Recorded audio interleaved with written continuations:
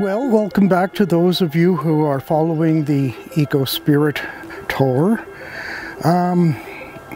Today I'm going to start with a word that we don't really hear that much about anymore outside of, say, religion. But it's the word sacred. Now, it's used in religion, all religions, for a lot of different things.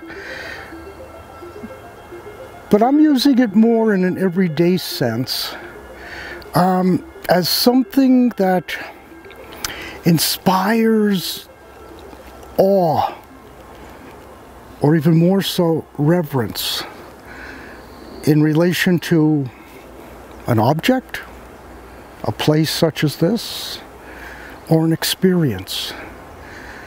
And I want to kind of bring two of them together. When I first came to the island a few years ago, again, we have mosquitoes today, and it's warm. It was probably in September, no mosquitoes, it was cooler. There probably wasn't as many leaves on the trees either. But I was standing pretty much here, well, walking this way, but pretty much here. And as I came down, this is the Comenico Trail going west. And as I got to about here, something just made me stop. I don't know what that was, but it made me stop. And I had this feeling about, well, what you would get if you went into like a European cathedral and you were in the main aisle and everything was being vaulted up there. And that's what this reminded me of. And it was like, gee, that's strange. You know, maybe not uncommon, but I wasn't expecting it. And then my eyes kind of went up, and there was the light, and probably my state of consciousness, but the two were really in tune. And the light was kind of like pouring down upon me. You know, and my feeling was, well, gee, I'm, just visiting an island. And it was like pouring on me. And it was ethereal. And I just couldn't believe it.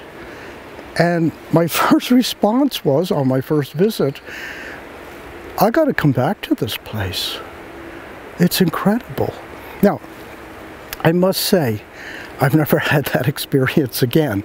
So maybe it was the light, maybe it was my mindset, maybe a combination of the two. I don't know. But it did something to me that made me look at the island a different way. And when you look at this notion of sacred, when the Mi'kmaq people were on the island here 4,000 years ago, maybe even longer, maybe even on this trail, they viewed the earth as sacred. So of course the island would be sacred. And they would walk through here and they felt at home, where I felt somewhat alien. I go back to a house, street, a car, all that.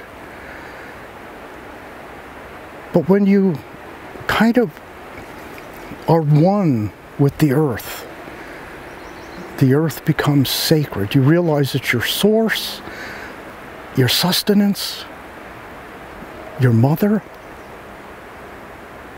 and you know that you get life from it. And that's what sacred is. Now, awe is characterized as an overwhelming, let's say, sensitivity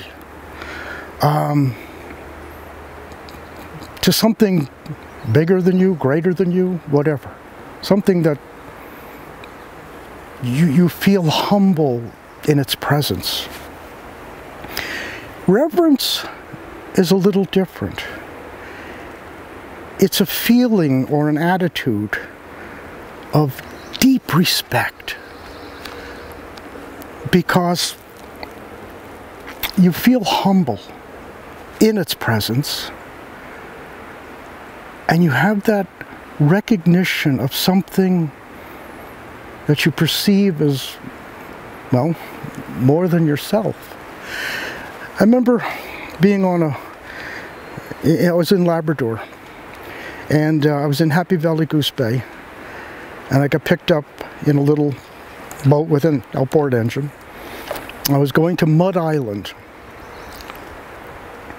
and these were with indigenous peoples, and I spent the day there, and I was talking with them and stuff like that, and we had a feast.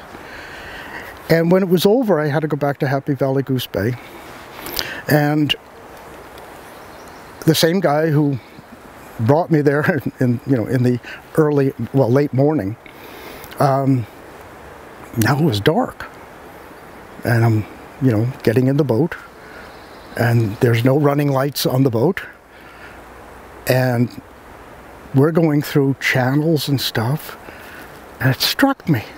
I said, how does this guy know where we're going? I can't see a bloody thing. And then I looked up like I did here, and I mean, it was pitch black. There was no light whatsoever. And I looked up, and I could like see the universe. And it was like, oh my, I am a speck of dust. Maybe not even that big when you compare it to what is. And it was kind of like the experience I had here, except I could see everything. I mean, the trees are the same, except a couple years older. The sky is still blue, but the light was different. And it was the light that affected me. That's where reverence comes from. It's more than just acknowledging my subjective response to this, which varies, depending on why I'm here and what I'm doing and what's going on. But it's a response to something, if you will, spatially above me, or beyond me, or something even that's reaching into me. And I really believe, and I've had this experience in the Rocky Mountains, in Yellowstone, out on the prairie, in Newfoundland, northern Ontario. Nature can and does act as both a stimulus and a focus for reverence, if you have the mindset. See, a lot of people come in here, or other woodlots and stuff, and they look at all these trees and go, commodity, lumber, money. And, I live in a house built of wood. I realize that. But everything that's here is alive. From the big pines, to the birds, to all these little plants, mosses, everything is alive. This is literally a living island. And when you look at that, you come here, and the more you come here, the more it affects you, and the more intimate you become with it, and that reverence and awe deepens. And I go back to where I was. I come here, especially when I'm alone, and you really get into the silence of the place.